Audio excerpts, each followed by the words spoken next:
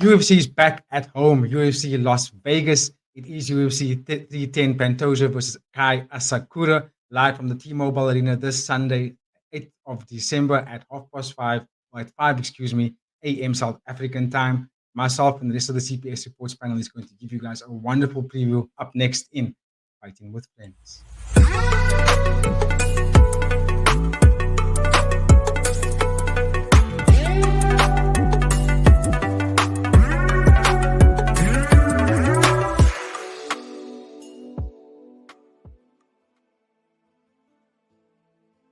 Yo, what's up, everybody? Welcome back to CPS Reports. It's your boy, brother Gaia, back with another episode of UFC previews. It is UFC 310, and I will be doing a breakdown with the panel with me right now. We have Babu and Jedi. Obviously, I don't have the title cards the way AD does, but I mean, the boys are here. How are we doing?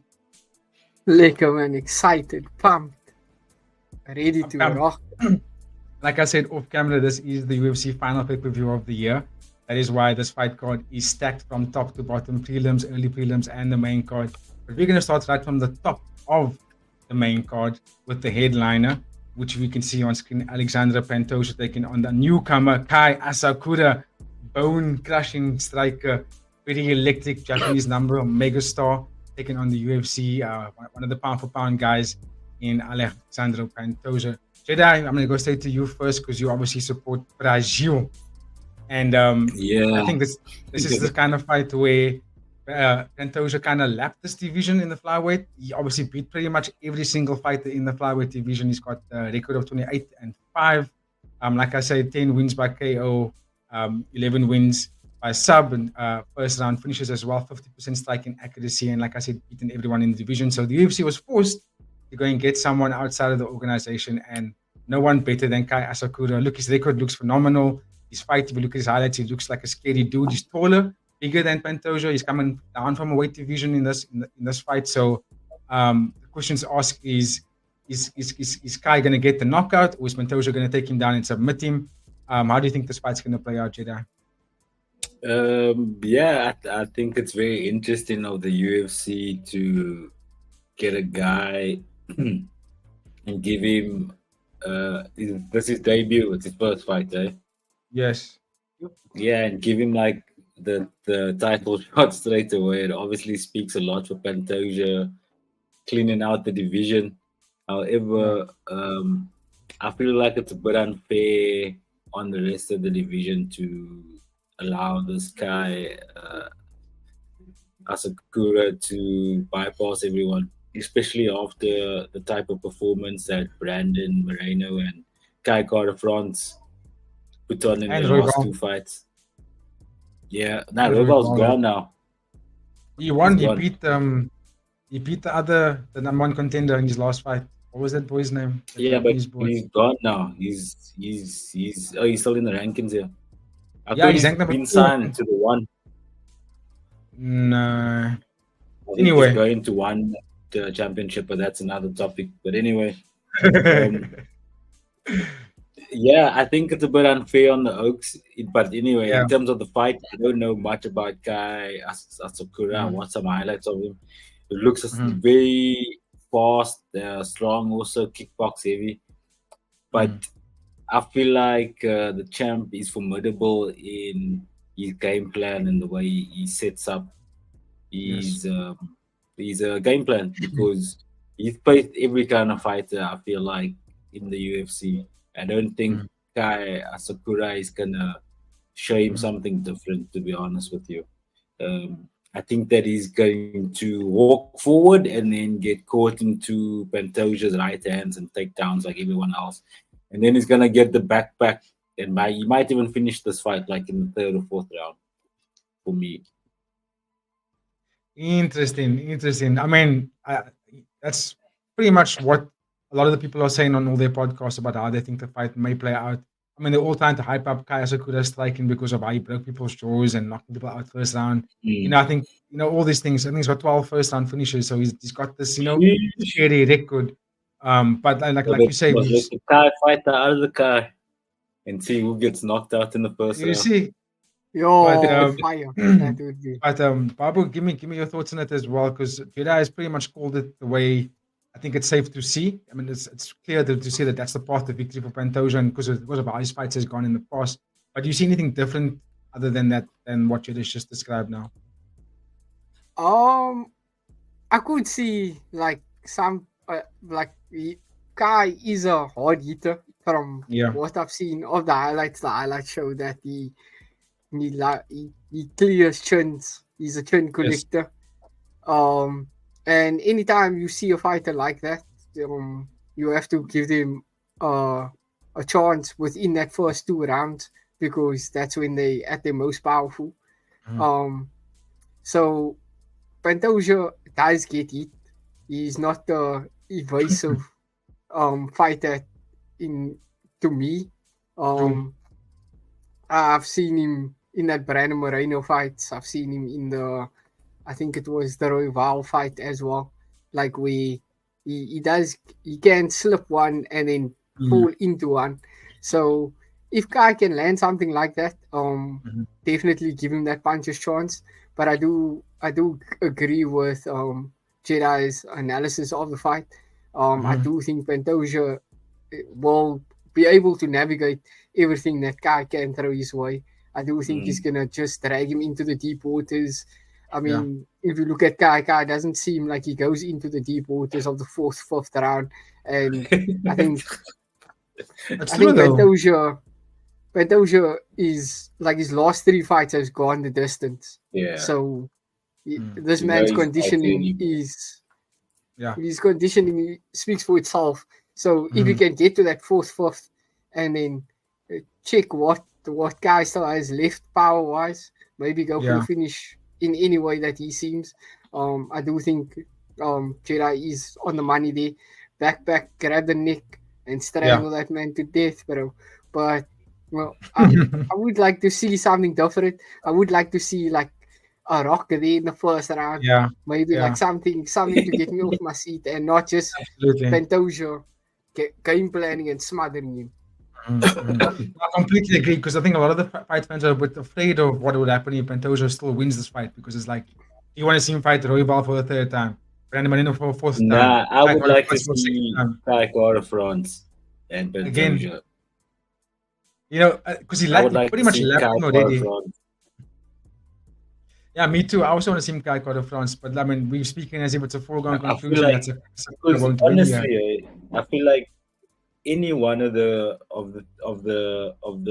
top 3, either Brandon's or Kai France, I feel like within themselves they truly feel that they can beat the champ. So true. I think Kai has to feel that way. Shot, they're gonna beat this guy, and that's the way it kind of feels. What happens often with a champ that's very good, after a while the division catches up. You know what I mean? They do. The top guys catch up to him. And, so it almost feels like any one of them is chilling with that golden ticket waiting. You know what I mean? They're just waiting. Let me go, and I'm gonna beat him. So I feel like Pantoja wins this one, and then the next fight, it's gonna be very interesting. Doesn't matter who he gets, but it's gonna be interesting. Because now we kind of seen enough also game planning and strategizing to beat him. You know what I mean? So I know for a fact any one of the Oaks that had him before and lost against him, he's hungry, bro. They like you know what I mean, sitting on the fence waiting. They pick me. So it's so true. It's fact. Especially if you look at the performances of the two Brandons and Kai France in their last fights. Kai France smoked Ursi. Moreno beat what's the other boy's name? The other Japanese boy. And then Moreno obviously beat in his last. Yes, Taira. And then obviously Brandon Moreno looked fantastic in his last fight as well. Just absolute flawless. Every time he fights, I feel like crying, bro, because he just looks like graceful when he fights. It's just so magical, bro. It's insane. But anyway, boys, so I think it's pretty unanimous on the CPS reports that we're going with Alexandre Pantoja for the win here. Just because he's beaten everyone in a way that no one's able to figure him out so far. I think he's on a 12-fight winning streak. He's got the perfect game plan, and he implements it formidably. And his coaching. And not only that, He says, bro, the dude is very tough. The dude is tough. Yeah. And the dude is strong, Yeah, he has a chin. bro. And That's so he can true. fight. That's so true. But anyway, boys, we have to keep it moving nice and swiftly to our co-main event. This fighter in Shavkat Rakhmonov was supposed to be the headliner of this fight against Bilal Muhammad. Unfortunately, it did not happen. So now we are seeing Shavkat Rakhmonov taking on Ian Machado Garry in the welterweight division. And I think this is actually quite massive for Shavkat because he didn't have to take this fight. He was booked the fight against Bilal. He could have waited for that to happen. But unfortunately for us as fight fans, he didn't. And now we finally get to see Shavkat fight again. And also, he's fighting against the one fighter that none of us actually really like to watch fighting, and that is Ian Machado Garry. Eddie likes him, bro. Does Eddie like him? Loves this guy. Eddie loves this guy. That's shocking. But anyway, let me just grab some stats of the two guys here. Obviously, Shavkat Rakhmonov is ranked number 3 in the welterweight division. He's 18-0. And here's the maddest part. He's got 8 wins by knockout, 10 wins by submission, 9 first-round finishes. So basically, all his fights ended in finishes. He's got a 61% striking accuracy with 100% takedown defense. It just shows you that no one really wants to take him down at all. Where he's fighting is he's like comes up times a million. Exactly. Ian Machado Garry is still within the welterweight division, but he's also got a undefeated record. He's got 15-0, 7 wins by KO, 1 win by submission. I think he's currently on an 8-fight winning streak in the UFC, so that's absolutely phenomenal. So in this fight, someone's O has to go. Yeah. Say to you again, who's going to go in this fight? I think Shavkat, bro, was like a hidden arm triangle choke. Third round. Yeah. You're going for a clear, decisive out wrestling. Basically, he's gonna out wrestle Machado Garry, just completely out grapple him. He's gonna just beat him up. Yeah, he's gonna Machado. I watched a video of them sparring, and it looked like Ian was trying to show his kind of dominant, not dominant, but show he's not afraid. And I look at Shavkat, and Shavkat is like backing up and like just blocking whatever. But it almost looked like he's looking at Ian Garry like, yo, this man is focal weight, but I'm gonna move the slide. And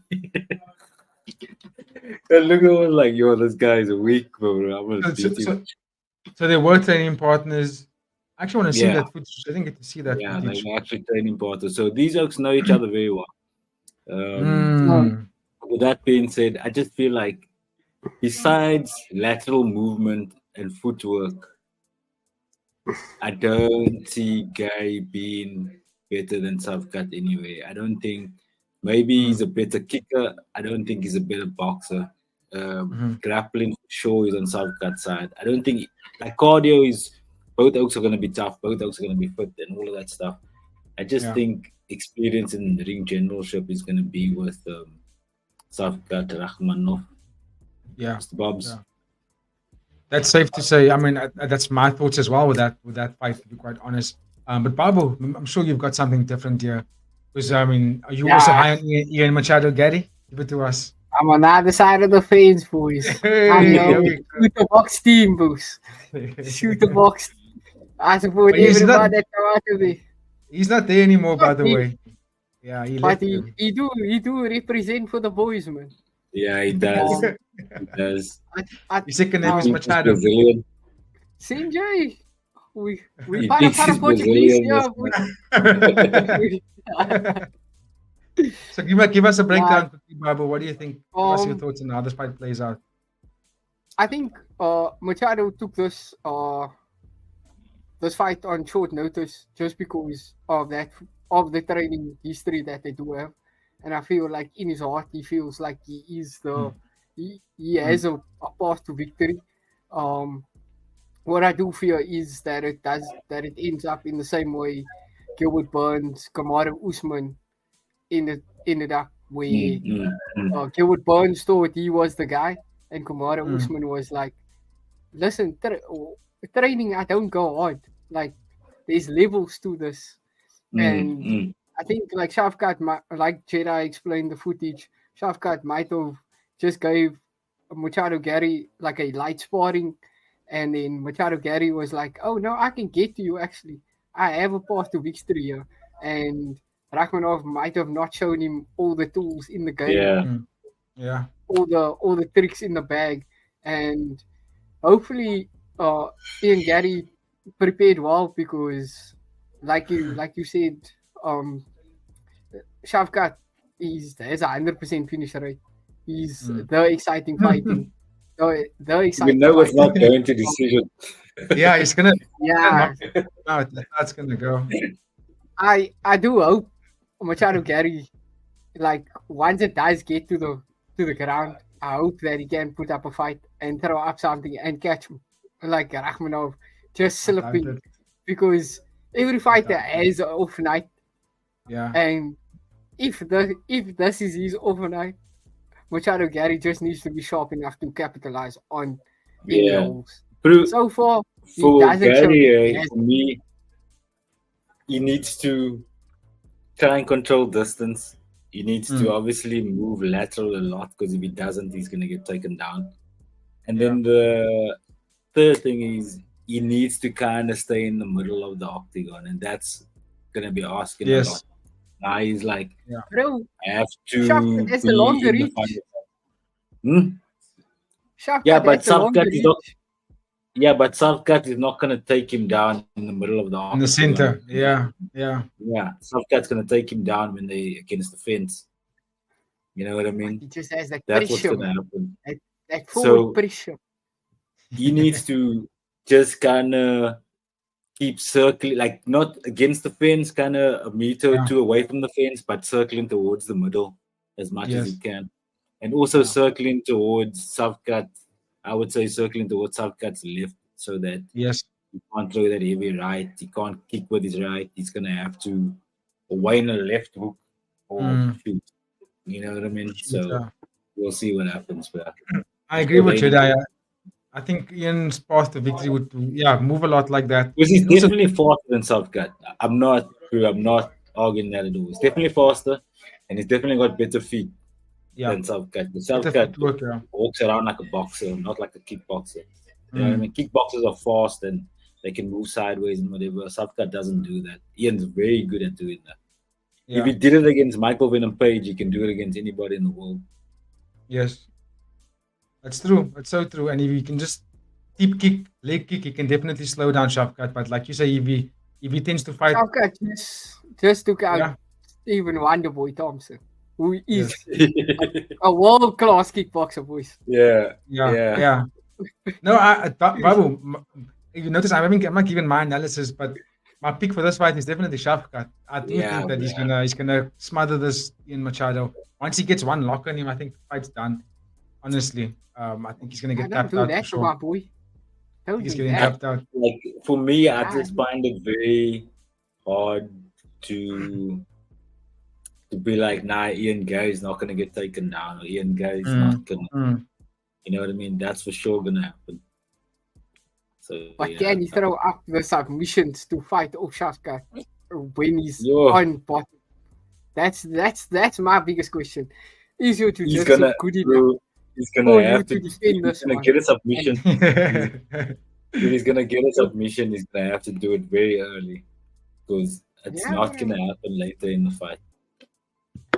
But trust my boy, Ian Garry. I'll focus on the recap, boys. You say that on the recap, boys. I was just trying to get the props to see who the underdog was in that fight. Ian Garry for sure, bro. Ian Garry. Ian Garry for sure, bro. Yeah, I wouldn't bet on that. But anyway, we keep it moving, boys. So we're all gonna go Shavkat Rakhmonov, get the job done in that co-main event. All right, let me moving it down to the next fight on the card. And we've got the heavyweight title eliminator between Cyril Gane taking on Alexander Volkov. And this is a fantastic fight. It is a rematch between the two guys, highly skilled kickboxers. Cyril Gane, ranked number 2, former champ, 12 wins, 2 losses, 6 wins by KO, 3 wins by sub, 3 first-round finishes. We've got Alexander Volkov, number 3 heavyweight. His record is 38 wins, 10 losses, 0 no contests. He's got 24 wins by KO, 3 wins by sub, and 17 first-round finishes. Jedi, how do you think this fight's going to play between these two masterful kickboxers? I think in the first fight, it was a 5-round fight. I think Volkov won the first 2 really, really well, but got gassed out after that first 2 rounds, and then still Gane started putting on the pace. They control the fight, landing his jab, landing his kicks, and eventually overwhelmed Volkov with strikes. Do you see the same pattern happening in this fight, or is something going to happen differently? Yeah, for sure, bro. I think Cyril Gane is just gonna be too much again. It's gonna just avoid getting slapped. He's gonna avoid the takedowns, and eventually most of the heavyweights find it very hard to fight with this guy because he's very fast, bro, and the guy can move. He's fast for a heavyweight, so and he's probably the best kicker in the whole division. You know what I mean? Next to Volkov, I'd say. Dangerous, especially for a guy like Volkov who doesn't move very well. So he's going to be susceptible to kicks and jabs like he was in the first fight. I'm going to go with Cyril Gane on a decision. This is a 3-round fight, so that's a very big, different dynamic because the first 2 rounds is where Volkov really he pretty much beats a lot of guys in the first 2 rounds, except for Tom Aspinall. But then they seem to catch him after that, and I think this is a 3-round fight that does change a lot of the dynamic for Cyril Gane because he is a bit of a slow starter. He does start to pick up the pace after round 2. So that makes the dynamic. It's been a long time ago. Cyril Gane only fought once. He fought once in 1 year. You know what I mean? Volkov fought 3 times since then. 4 times since he lost. So Volkov is the more active guy between the two. Whereas Cyril Gane was doing a lot of movies over this past year. Babu, give me your thoughts because Jedi seems to think it's going to be a repeat of the first fight. Where's your thoughts on that? I'm not mad about either of these oaks, to be completely honest with you. I don't really like either of them. I just think Cyril Gane's difficult to take down, and I think that if it stays on the hands, he's gonna win. Yeah, he's got the speed advantage and the creativity, I'd say. Volkov has pretty much got a deep low kick, and then he got some really good boxing here and there, but his main weapons are his kicks. Blanket oaks. Yeah, he wins like that most of the time. Babu, give me a shot. What do you have him? I think the difference in this fight is the John Jones fight, and I think that John Jones fight was telling in terms of Cyril Gane. I think the ease that John Jones just walked him down, took him down, submitted him, kind of poses its own threat with somebody like Volkov, because Volkov does have a decent submission going to him. And if you can get close enough to Cyril Gane where you can't throw those kicks, can you then sweep him down and then blanket him? And then when he's looking for to stand back up, sink something in. And most of the time, I think it was a guillotine that John Jones hit him with. That's not a hard submission to learn. And most of the time, guys don't protect their neck that well unless they're fighting somebody that is a jiu-jitsu practitioner. So if Volkov can get something like that, he does have long limbs and he can wrap his arm around there. And if he can do something like that, he can get Cyril Gane out there, because we saw that Cyril Gane's basically submission game, jiu-jitsu game almost looked non-existent. And then we did come back, got a TKO, but at the same time, he just didn't look the same. He doesn't look like he's walking around with the same confidence that he did after a Francis Ngannou fight or something like that. He looks more, lack of a better term, human. I think Volkov can look at that fight, that John Jones fight, and then just replicate it, because he does have the same, not the same reach advantage, but he does have the same length on Cyril Gane, where he is the longer fighter. Can he just stay out of reach? Can he just pick him apart and wait for Cyril Gane to then just come in, just grab him, clinch him, make a takedown happen, and then look for a submission, either armbar, guillotine, or something like that? Because like you said in the first fight, Cyril Gane only won the later rounds, and Volkov was looking like the more active fighter, the the fighter that wanted the fight more. So this is a 3-rounder. He can go balls to the wall. He doesn't have to That's worry what I'm about saying. it. That's what I'm saying. I took my cap towards Volkov. Yeah, I think he will probably win the first 2 rounds and then try to just survive the third round. I don't think any one of those guys are going to do a takedown. Both of them don't know how to wrestle, really. So I think they're just going to be kickboxing the hell out of each other for the 3 rounds. And I look to see Volkov start very fast and then have Cyril gunplay catch up. That's how I see this fight playing out. But anyway, so we got one guy on Cyril Gun, we got one guy on Volkov. Let us know in the comments how you guys think this fight's going to play out. Obviously, we are divided here at the CPS Reports. But boys, we're going to have to keep it moving. That fight is obviously for number 1 contender spot of the heavyweight division. Now, we have a featherweight bout coming up between, we have Bryce Mitchell taking on a new or latest edition of the Gracie family, Kron Gracie. And to be quite honest with you guys, I'm not too chuffed about this fight just because Kron Gracie hasn't really, he's got 3 fights in the UFC and he's won 1 of that 3, losing the last 2. Whereas Bryce Mitchell ranked number 13, his record is 16-3. Before the last 3 losses, he was on a 15-fight winning streak. He was just going like a house on fire. Obviously losing to Josh Emmett, that scary knockout, and then as well as Ilya Taporia, the current champ. But how do you think this fight plays out today? Because obviously Bryce Mitchell is a jiu-jitsu practitioner. That's his game. He does box here and there, but grappling is his thing. That's what he loves to do. If I'm not mistaken, he's got quite a high number of submission wins, 9 wins per submission. Where's Kron Gracie? It's in his surname. He's from the Gracie family. He's Enzo Gracie's son, so that's his game plan. He likes to grapple and go for submissions. Not very good on the feet. He's very not that confident when it comes to striking. So the fear is here. What? But this man live in the mountains and hunt and don't talk to almost anyone. He's like a nomad. He's a mountain breed. Kron Gracie. Yeah, I don't know why he's even in the UFC, bro. He sucks. He hardly even trains, bro. This man just comes to collect paychecks and things like that.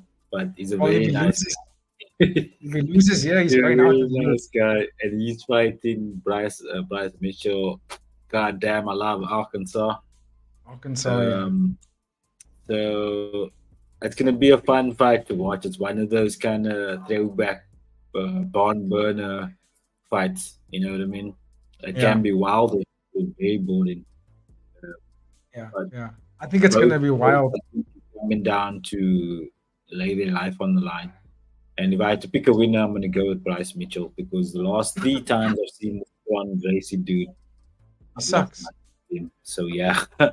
Yeah, he's hopeless. Shit, bro. Like shit, dude. He fought that Bourdain guy who's like absolute shit and lost against Bourdain, yeah. And Bryce Mitchell is no slouch, bro. Bryce is a killer. He's not the best. He's not the best in any one thing, but he's got sound experience in everything. And he's a dog. He likes to fight. So I think Bryce is the job done here. Yeah, I'm inclined to agree with that, Jedi. I think Bryce is going to snake him up. It's just the question that everyone seems to be asking is what's going to happen once they go to the ground, because both of these guys are black belts in jiu-jitsu. So, Babu, give me your thoughts on that topic of discussion. What's the path to victory for Bryce or Kron Gracie in this one? I think both fighters are going to look for a submission. I hope that both fighters engage in like a grappling exchange and that we don't end up where Bryce or Kron doesn't want to engage in that.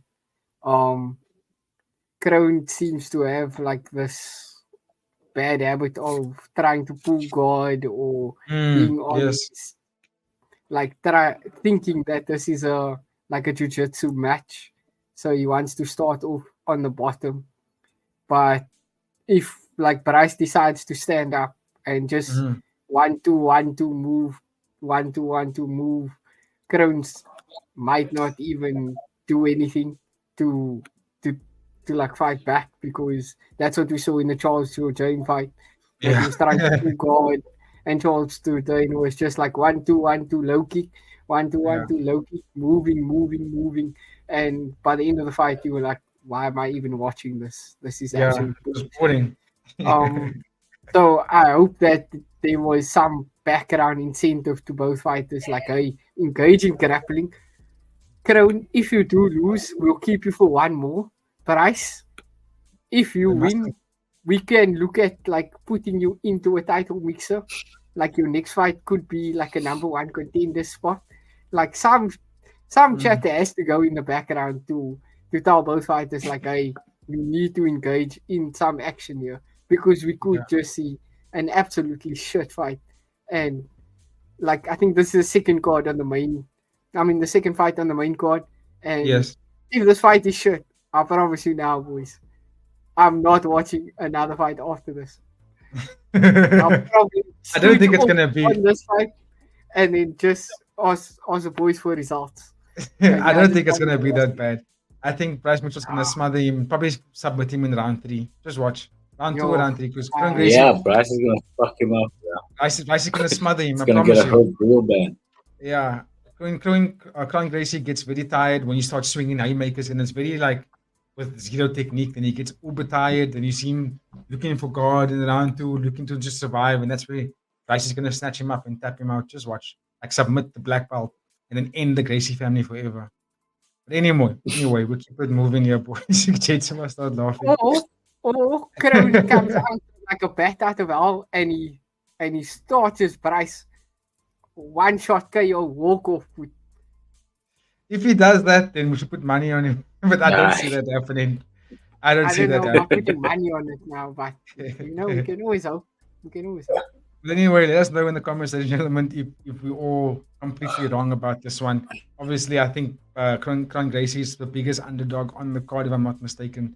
So, yeah. So let's see how it plays out. Don't bet on that. Don't bet on Kron Gracie. That's a fish.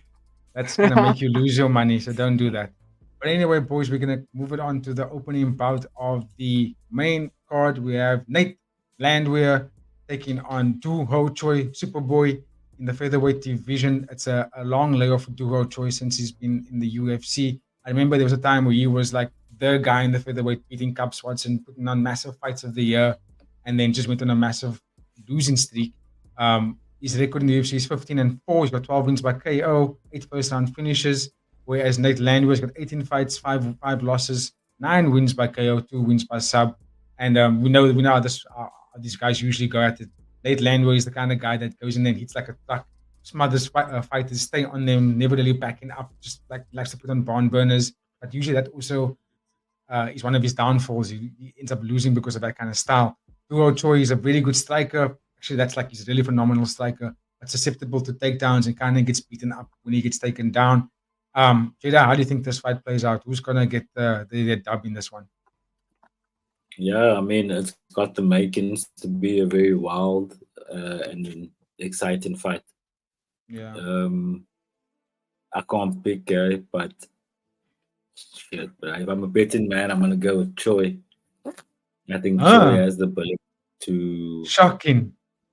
Both guys can knock each other out. I just think Choi can surprise Oaks here. It's one of those fights where, it's like unorthodox versus traditional in a sense. And sometimes a guy that's very disciplined in a fight like this, and especially when he's backed up into a corner, can surprise you. So yeah, I'm gonna go with Choi. Decision, knockout? I think it's gonna be a decision. Ooh, I don't know, eh? Both these guys like to get finishes. Both of them have got a lot of first-round finishes. Both like to get knockouts. Abu, give me your thoughts on this one. I like Landwehr because when I watched that Dan Ige fight with him, I saw that he can really take a shot, because 50K puts people lights out, and he didn't put him out, so I was like, yo, you know what, he can take one. Though Choi, I think I saw him earlier this year fight. I think he did fight earlier this year, and he had like a decent. I think it was a victory. From all the fights that I've watched him, he's always been like an entertaining person to watch. You don't get the moniker of Superboy for nothing, and I just don't think he has the power to to match Nate pound for pound. I think Nate, if it is a barn burner and it's a swing fest and it's a phone booth fight, I think Landwehr gets it done. I'm hoping that's I feel the same how way. we start off the night. I am in favor of Landwehr. I just think he carries a bit more power and he can take a shot, like a proper like haymaker to the face. He's more durable, yeah. And I think Doyle Choi might be lights out by the end towards the end of the first. So I'm expecting this fight not to go past maybe 2.5 First round. 2.5 rounds, you say?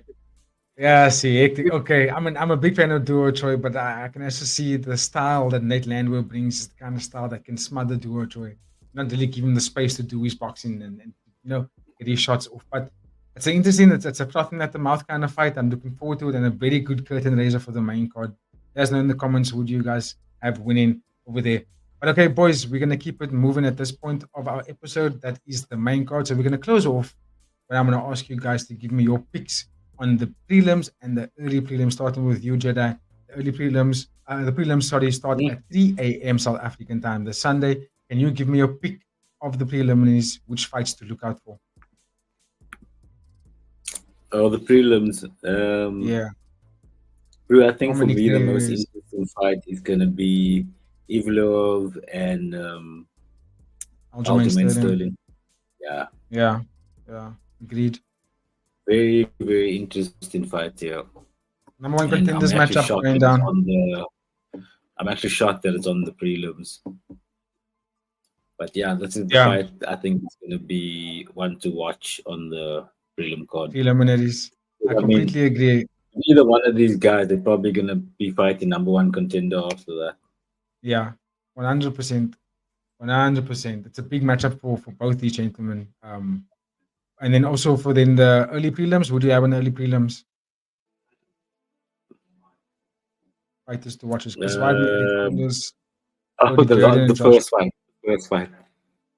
first fight. No, go down. The second fight, sorry. Clay Guida and Chase Cooper. That's going to be a banger. Yo, Clay Guida's still here, though. Fight of the night here, bro. I can see it. All right, Pablo, I'm going to do the same for you. Can you give us a fighter's pick to look out for on the preliminaries? Pooh Babe, buddy. Pooh Babe. Of course. Randy Brown, Rude Boy taking on Brian Pooh Babe battle. Ooh, this is also a fight. I feel like this should have been on the main card, bro, to be honest. These two guys should have been opening in that Kron Gracie slot. They should have been like... Yeah. They should have gone Masvidal, Ivloev, and Aljamain Sterling in the Kron Gracie spot. I think, yeah. And then below them should have been the Ube, Randy Brown. What do you think? I